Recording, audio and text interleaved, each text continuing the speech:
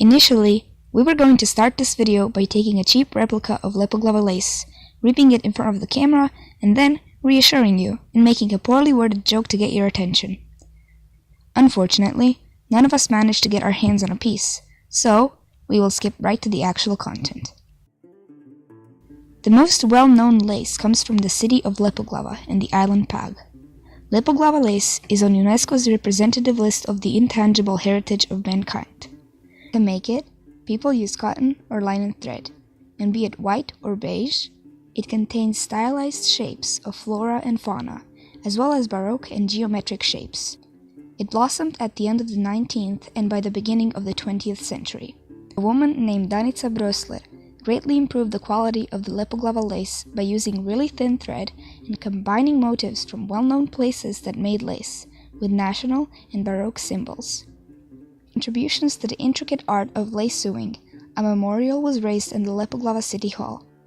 Ever since the year 2003, the cooperative of Lepoglava Lace is taking care of cultivating the art, and in 2004, they got recognized by a Croatian tourist community with the recognition Zeleni Cvijet, or Green Flower.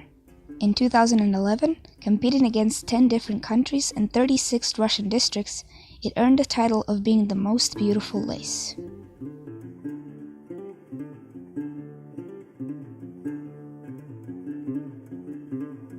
The lace made on the island Pag, although similar to the one we mentioned before, tends to imitate a cobweb shape.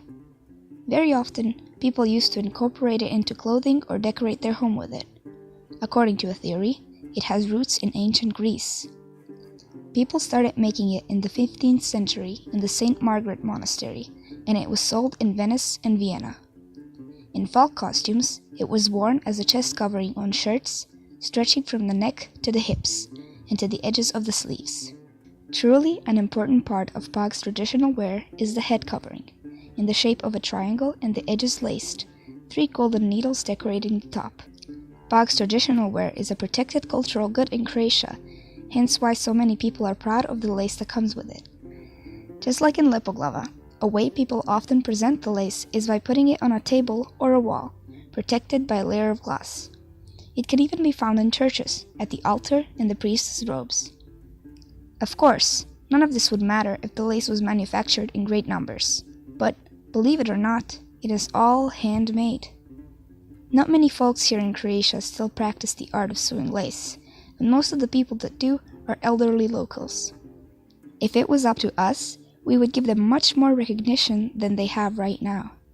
After all, it's part of our country's legacy. We should protect our heritage.